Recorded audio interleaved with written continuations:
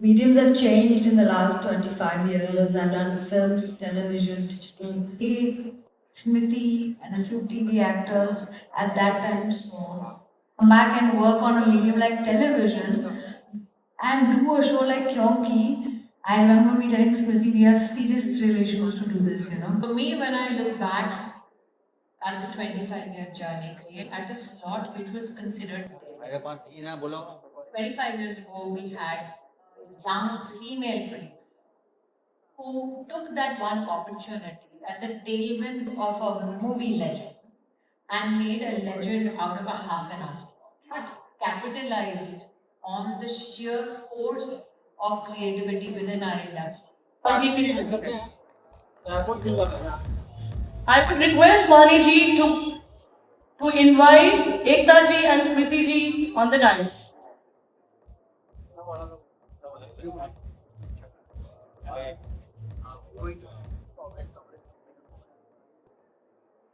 It's not regular that you have two trailblazers walking right across the stage to actually commemorate the 25th year of Saas Bhi Kabhi Bahu Thi and also the 25th year of Vicky Frames.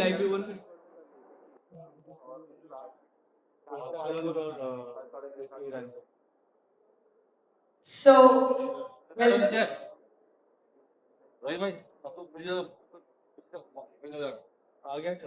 Acting. What is this journey like? I don't think that I called myself a part-time politician then. I was beginning a political journey right from the grassroots, while many actors were parachuting themselves right to top positions. So I was mindful that if you begin a journey from humble foundations, you can build a building which is quite resilient and resolute.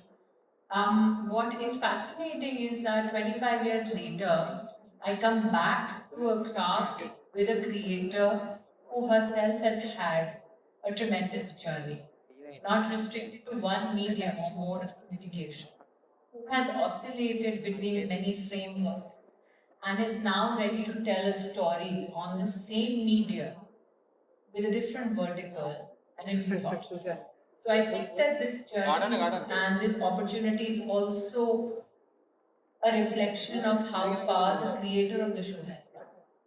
That the creator became a friend is also a dubious advantage. Because as an actor, 25 years ago, you could speak to the creator of the show from a limited perspective. You had an opinion on a scene, but you never had an opinion on a storyline. Because you will never share an opinion on a storyline with the director. But after 25 years, it is interesting to watch her get amused when I have opinions on story. So for me, the fact that the craft today is presented on a platform which is also uh, witnessing an offshoot on OTT. To me, the fact that the creator has had such a tremendous journey, that is exciting. Ekta, you impacted generations, not one generation, of how television was consumed. It was also Kyunki and all the other television that you created almost became a daily habit of domestic, viewing in India. 25 years later, now you've hit the digital screens and Kyunki is back to what numbers. Tell us about rest. I think mediums have changed in the last 25 years. I've done films, television, digital, and every medium has its own challenges, its own euphoria. But nothing in my life ever gave me the euphoria. And I don't think anyone in any medium, and I'm saying this, it's a really modest statement to make, has ever seen euphoria the way Smriti and a few TV actors at that time saw on television. You see, we've not even understood what TV had created as a. It was called the Soft Ambassador of India, and Smriti was. I remember a speech of Mr. Tharoor where he said, "Thank you to its impact on places like Afghanistan." So For me, when we were bringing the show back, how is it like? It was damn scary. To actually tell now this icon in various fields to come back and work on a medium like television and do a show like Kyunki. I remember me telling Smriti, we have serious thrill issues to do this, to actually go back and do and play in a playground that has changed so dramatically. And if we are anything, we are bold and not scared. And that exactly why it was so much more fun to come back to a story and to a character and to a medium that people had thought had lost its sheen because of the advent of digital and film.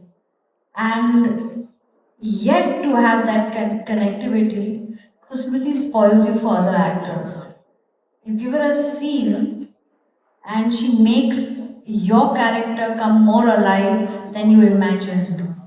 And it creates envy in you that someone knows your character better than you, and admiration. And so when I saw Kyunki back on air, like the viewers, I personally also felt, well, I think this will work. TV and our what TV did for us, this was our simple, humble contribution back to the medium that made me who I am. Priti, at the turn of the millennium, India was liberalizing. There was also a lot of talk of modernity. And yet, Kyunki in its center was about beliefs, family systems, and lot of, collaboration. That is what Tulsi stood for. Do you think there was a diabolism at that time, which today, when you look back at the 25 years, or was it abetting a progressive journey, which today you see in the...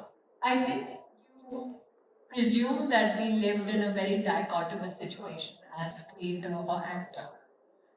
For me, when I look back at the 25-year journey creatively, 25 years ago, we set standards in ratings. 25 years hence, we are now setting standards in storytelling on the same medium. 25 years ago, we had a producer who had the capacity to tell a story at a slot which was considered dead.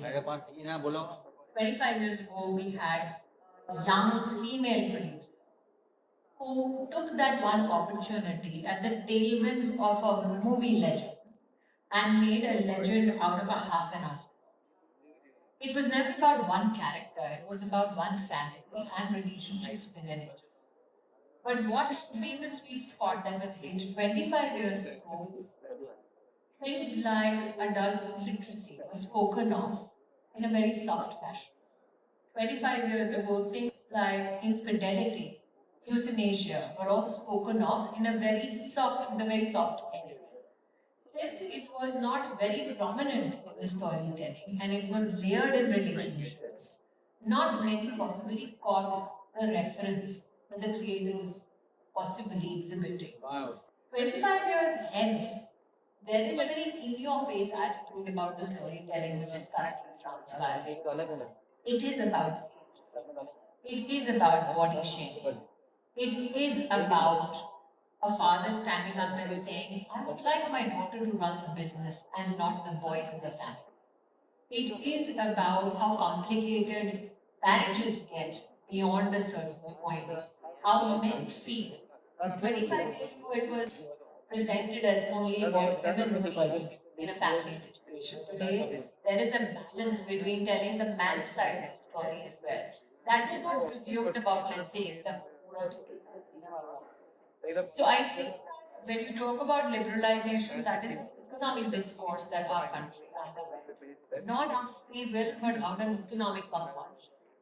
There was also this belief that if Ekta Kapoor has made something, it has to be repressed. There was critique which was constructive, which was heated. There was critique which was unnecessary just to make the headlines more controversial. The creator and the actor both knew how much credence to give what kind of. So, like I said, we come back today for a limited series.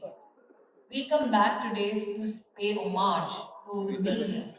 But what I'm extremely thrilled about is that we resonate even in the OTT ecosystem, which was not something that was presumed about. We were never even considered good enough to be a part of that. So today, for the OTT ecosystem to have a Sasbo show resonate in urban India, that in itself is an anomaly that not many people have grappled with. Which is the segue that I will get into. Ekta, you broke such a huge glass ceiling. Actually, both of you. For also the portrayals, for also the representation and the way women were and how they came out. But you also broke that glass ceiling where you were a woman producer at a time when women were not supposed to be protagonists. Finding funding for a program on television and, of course, later in cinema, where the protagonist is a woman who would not find finance, would not get produced, who will come and watch it, were big questions. And here you were, just kicking that door open. Today, when you look back, what is it that you see? I mean, women constitute for half the population of a country. If they're not being represented and not being considered consumers, or should I say, clear or what do you call, we're not serving content for them, and we clearly don't know the size of the market we've been catering to. TV as a medium took that chance, cater to all those women and mirror their emotions, and then from there they got a voice, they watched it, advertising flew into television. The perspective of a female point of view was taken in. A home then took a woman's opinion in various things, and society had such a large change. It would be absolutely dismal and almost stupid of me to not understand this power and take it forward, a step forward in all the movies I made. I still remember when making Dirty Picture, I was told, we're making a film with Vidya Balan, and this cast, there is no chance this film will cover costs. You lose about a couple of crores, a big number at that time. I still remember this was around 2009 when we were relighting the project. And I still remember saying, then let me do one thing. I promise you I'll make 4 more shows about women to cover the cost of this show, this movie about a woman. And there was my friend Smriti doing Kyunki in 2008 till 2008, which had been able to give this company a robust budget to take forward this initiative. So you see, the commercial viability was considered by 10 men sitting in the room. Same commercial viability, which was seen as a question mark in terms of also the budgetary has become the biggest ROI for Balaji. For 10 years, we never broke that ROI. It did those numbers. Cost versus recovery, unmatchable by a woman, Vidya Balan, and on television, unmatchable by Smriti Irani. I think what is also essential is how budgets changed for television once Kyunki Saas Bhi Kabhi Bahu Thi kind of took off. The fact that budgets before Kyunki for soaps, for the lack of a better nomenclature, were genuinely very frugal. There was an expectation that if you are an actor of some standard or stature, you should just come and present yourself as a character for the joy of acting. If you're a producer, and especially a female producer, and maybe this is subject to correction by Ekta herself, you should just be grateful for the opportunity of getting a show. And here is somebody who came, yes, knew that she's been given a dead start, and I've said this incessantly on many platforms, took a story, presented it the way she deemed fit, and then there came a juncture where the production house said, there's a cost to this grandeur. And then, along with this particular stand, came other producers who benefited, who could not present the same kind of story, but they benefited monetarily from the whole, ecosystem that was created. There were writers that started asking for money. Television was not a medium where people leveraged craft for monetary gains. And suddenly, everybody, every department said, yes, I think I deserve a decent paycheck. So that is a big shift in television that not many have opined on or reflected. So I believe that apart from that economic imprint, consumer behavior itself, FMCG companies started making ads a bit differently. Plots started getting competed upon. There were people, and I know of FMCG companies that could not afford the slot at 10:30 in the night. And that is why when the afternoon repeat happened, there were many FMCGs who drew budget lines only to fit into that segment. So it was profitable not only to go on air at 10:30 in the night, but even the repeat and repeated repeats have often made money for the network. Now, if there is an equivalence to this craft or this project, let's say the licensing and the economic advantage that a franchise like Friends got for that network is exactly the kind of benefit that we could bring to our network. And I think that is also one aspect that we take pride in. I take pride that the production, the network should never lose money on you. They should monetarily benefit so that others get an opportunity. Fantastic to hear this. And do you really get an actor who also becomes a minister, becomes an intrinsic part of the governance for more than a decade of this country? And you eventually also became the information and broadcasting ministers. And now that we talk about numbers, you brought a massive change in the way the broadcast was seen and consumed and even positioned in the country. Was it this all, knowledge, this powerhouse of knowledge that you had with all the analysis that we are sitting and doing today? Was it that, or was it a futuristic vision of seeing where broadcast is going to land itself? I think it is an assimilation of my belief is that on one hand, we do celebrate the creative potential of our industry. But on the other hand, we have not capitalized on the sheer force of creativity within our industry from a perspective of market. The creative economy infrastructure is something that needs deep reflection and impactful investment. There are enough creators today in our country. We are a country of 1600 dialects, over 125 constitutionally recognized languages. There is enough content, enough platforms, but that creativity needs an infrastructural thrust. For too long, creativity from a perspective of the craft of storytelling was limited to the glory that cinema gives. Television became glorious because suddenly there was a Balaji telephone. There have been legendary stories told about how many actors from the entire country would sit on a train and come and stand in front of RP studio. Sit on a train and come and try and find Riya Chopra or Yash Chopra. But the only one who could possibly parallel that, when kids coming to Mumbai, they were looking for the Balaji telephones office. And that is the only female possible example that I see in contemporary Indian creative media. So, if we are talking today about empowering our industry, we cannot talk about that empowerment without totally leveraging it as an industry, finding enough capital for it without losing the very soul of creativity. Ekta, you impacted also the way the actors were looked upon in terms of, it almost became medium agnostic beyond a point. And also, it was a wish list of every actor.